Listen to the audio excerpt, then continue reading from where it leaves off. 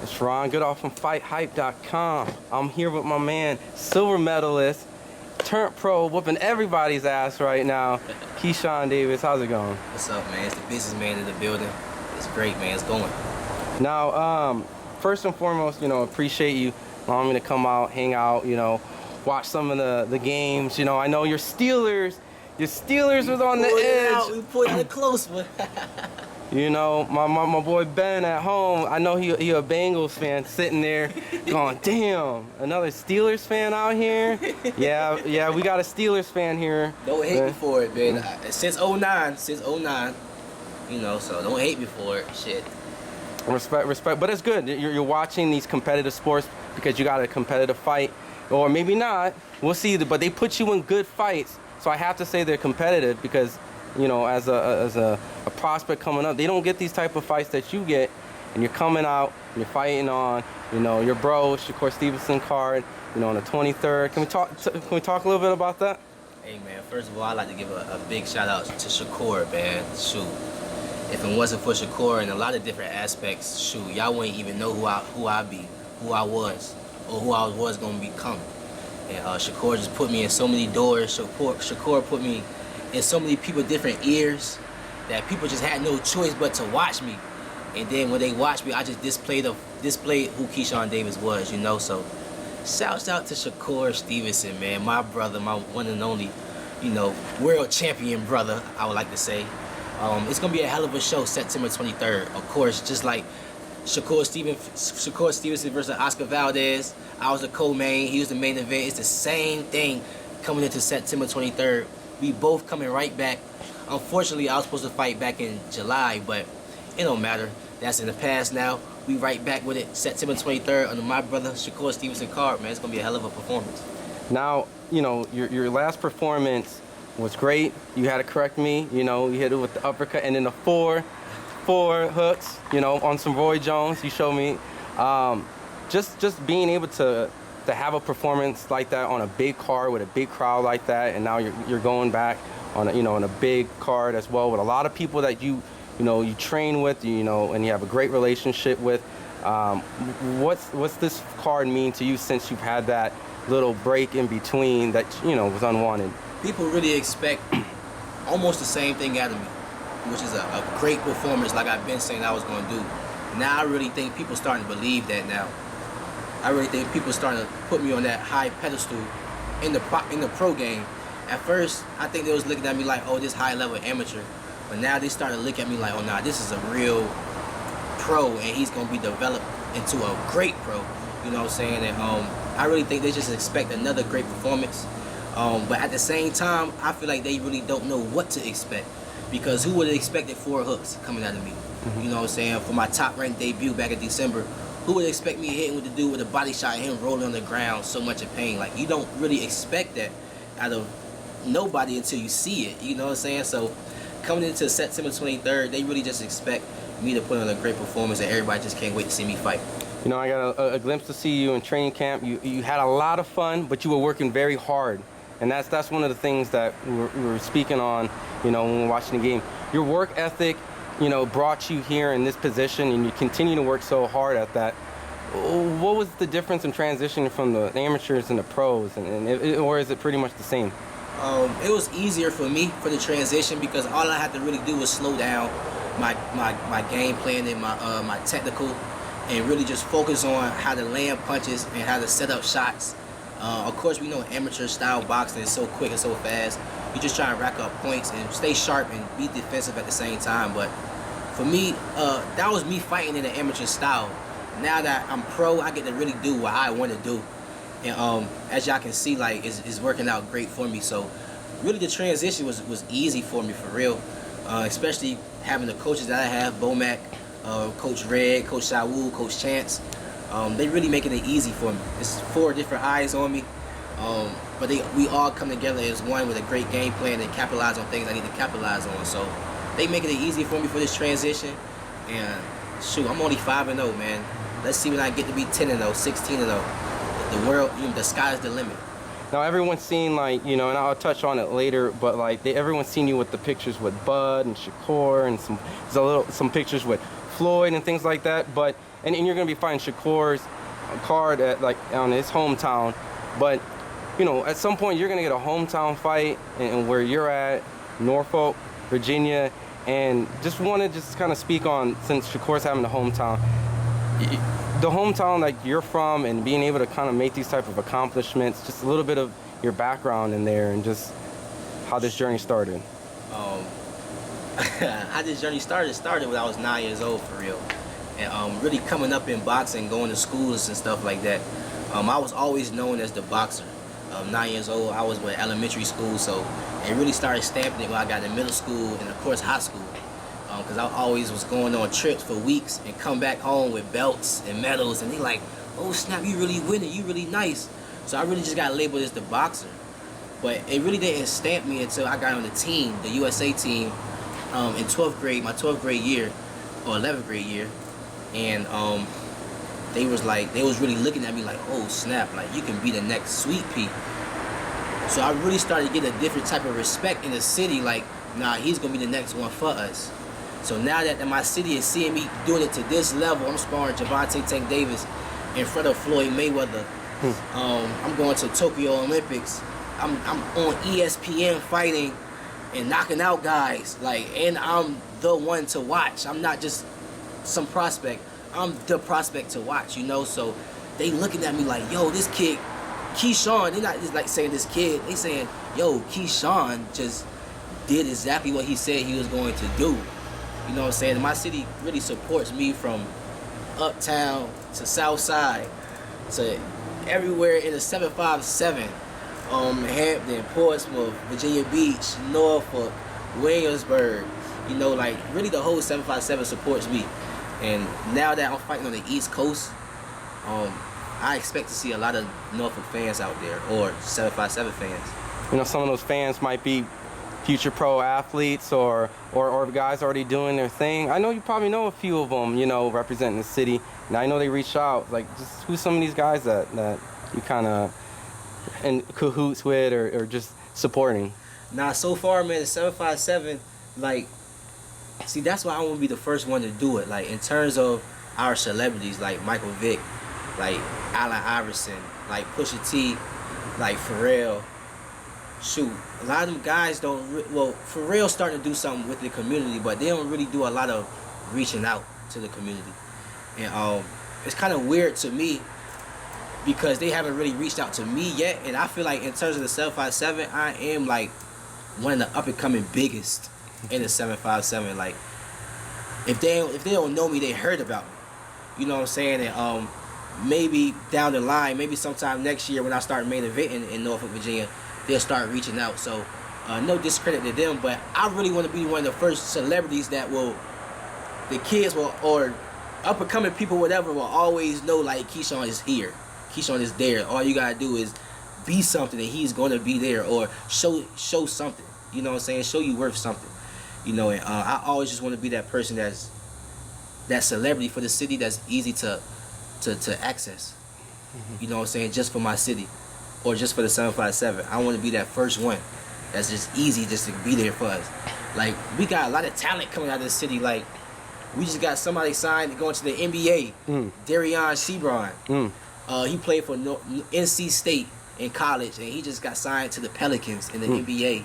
He's from Norfolk, Virginia, Huntersville. He's from Huntersville, Norfolk, Virginia. If y'all from Norfolk watching this, y'all already know what that's about. We got another professional athlete, I like to say. He's still in college, but college pro football is like professional athletes. He played for Pittsburgh, D1. His freshman year last year, he was fifth string, but still rushed over 1,000 rushing yards. This year, he's first string. He went from fifth string to first string. And he's definitely one of the people that's being watched to go to the NFL. So, and then you got me that went to the Olympics and, you know, doing my thing in pro on ESPN and stuff like that. So, and we all like the same ages. Like, we all 22, 23 years old. And like the new generation in Norfolk is definitely coming up. And I feel like a light eventually is going to be shined on Virginia and Norfolk specifically. Especially when I start putting on them spectacular performances back at home in the scope or the new arena that Pharrell is building, knocking down Military Circle Mall, I feel like I'm gonna be that one to really put that light on Norfolk. Absolutely. You know, and the fact that you touched on wanting to be one of those accessible guys for a lot of people to come to, you know, you were able to be around some of the most iconic guys from there, Pernell Whitaker, Right.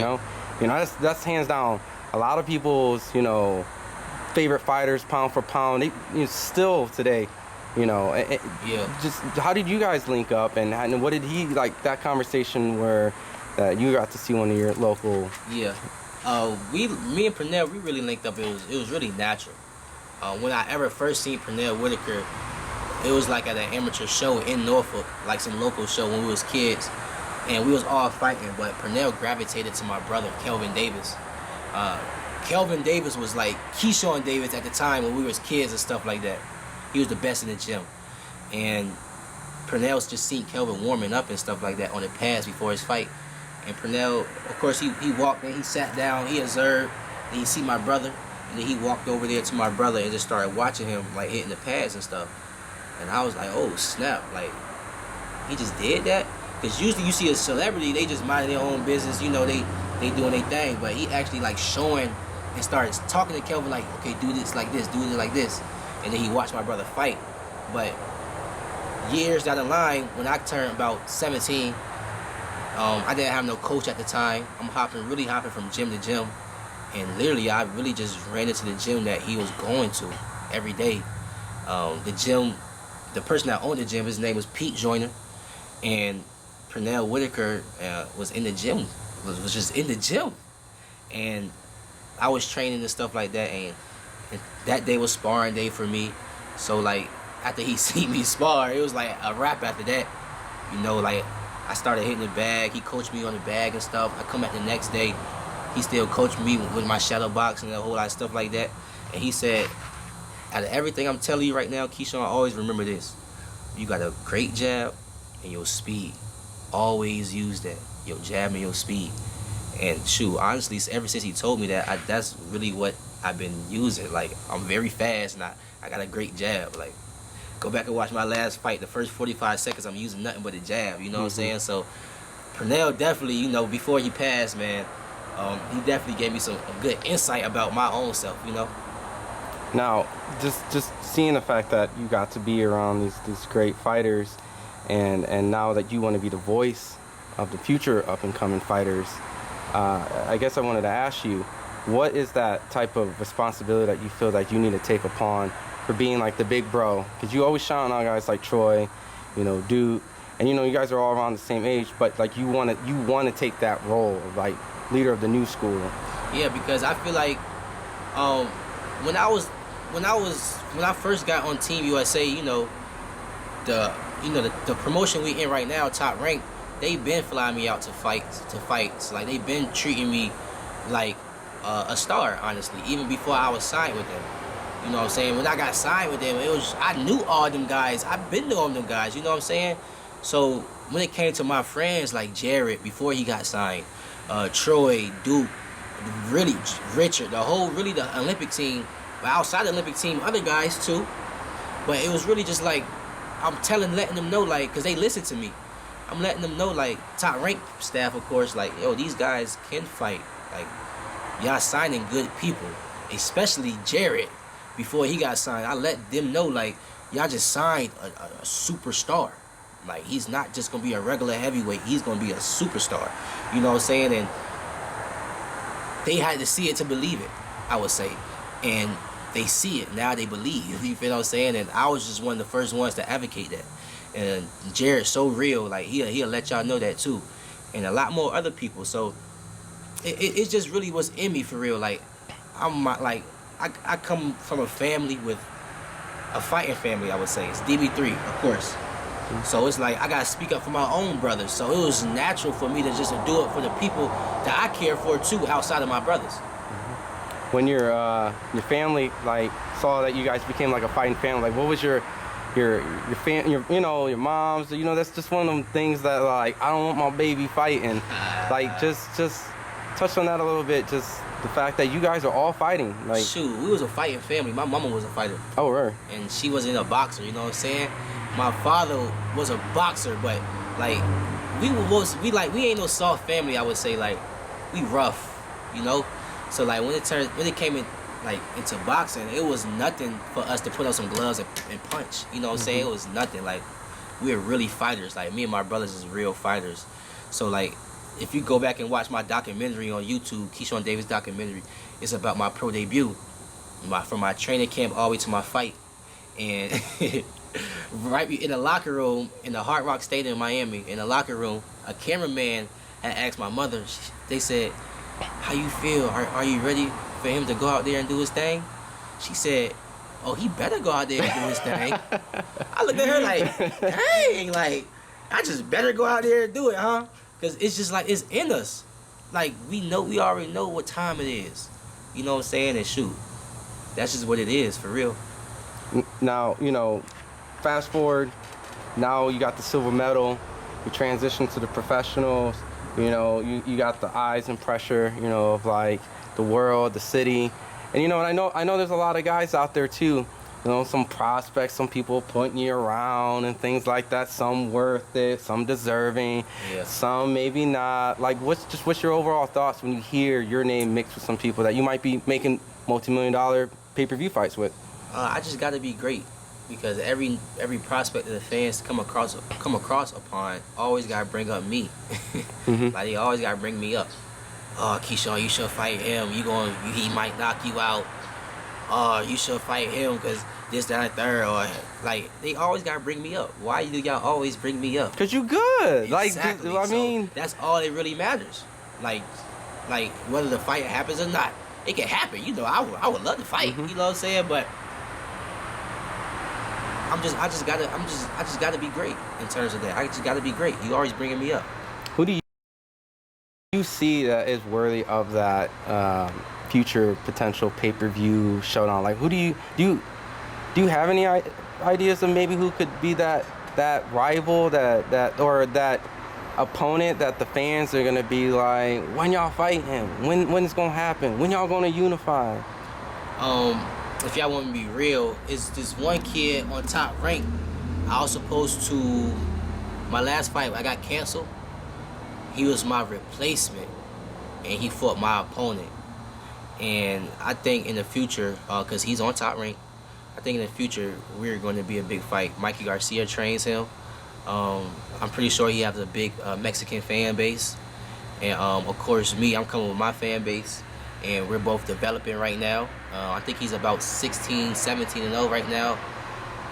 Of course, I'm only 5 and 0, but that doesn't matter. So I think in a few years, like 3-4 years, we probably could be fighting for like a contention belt, or maybe for the world title. Real quick. Hell yeah. No, like after I just made the crayon yellow joke about myself, I do want to go and touch on this really cool, you know, scene that I seen on your Instagram where Floyd gave you some props. He's been in the amateurs, he's been in the Olympics, and you know, he knows what it's like to be in that type of pressure that you went through, you know. And there's these pictures of you and him together, and just the ability to be able to spar in front of like what many people feel is like, you know, TBE or one of the greatest in this generation. Speaks highly of you, you know. And he, you know, just what was that whole like experience like, and what has he, you know, said to you, and just all that? Shit, he haven't really said nothing to me for real, because of the people I was around, not bad people, but just the people I was around. I'm guessing he was thinking that I was in business with, so he was just being respectful. You know what I'm saying? And but honestly, I love Floyd. For real, I would love to work with Floyd. Like, I love Floyd. Like, I just love how he thinks, for real. I think me and him could really connect. And I really think, like, we could really take things to the next level. Like crazy, though. Like, really to the next level. Like, I would love to connect with Floyd. Not just because of who he is, but just because I know I could learn off of him. And I got the real ability, I got the real ability to want to work and know how to think, and like everything that he came with. Like, he was a businessman when he was a boxer, you know what I'm saying? And he changed the business and had people thinking in his generation, how he went about things. You know what I'm saying? So I'm the same way in my own aspect. I just gotta live it out. And I just feel like if I have somebody like Floyd in a new generation, that should be crazy. You know what I'm saying? It's not like he would have to keep an eye on me for me to do this at the third, or keep me in his training camp, or keep me under his wing. So I can do that by myself. It's like if two great minds come together, then it's like we can really conquer the world. That's how I think about it. But in terms of Floyd, man, Floyd definitely speak highly of me every time somebody mention him or mention me to him. And shoot, I respect that, Floyd. I really do, because every time you talk about me, I smile, because it's nothing but good things you say. It's pretty cool. It's pretty dope, right? It's just like, you know, just being acknowledged by people that you came on watching, you know, and just having the opportunity to even like perform, and you sparred Tank when you were coming up, and just being around, you know, the next generation, you sparred with Shakur, you know, sparring Bud. Like, you probably already have a million sparring stories that, like, at the end of the day, if you wrote a book, like, out of all those sparring sessions, like, what do you take from sparring, like, what is considered, like, unified, multi-division champions now? They all came with different styles, man. Like, they all had different power, different speeds, different IQs. Like, that really got me to another level, for real, sparring different people, for real. Just like the international experience that I have. But just on the sparring level, them guys, when I was amateur, them guys got me ready for that international fight, for that international tournament, you know what I'm saying? And shoot, I really just, I appreciate really the opportunity for every professional that gave me that opportunity when I was an amateur, you know what I'm saying? Because they really helped me out, for real. And out of all the stories y'all done heard, whether good or bad, like, in terms of the fighters, I love all the fighters. You know what I'm saying? I don't got no problem with no fighter, for real, that I sparred. You know what I'm saying? And shoot, it should be mutual, you know what I'm saying? But it definitely took my game to another level.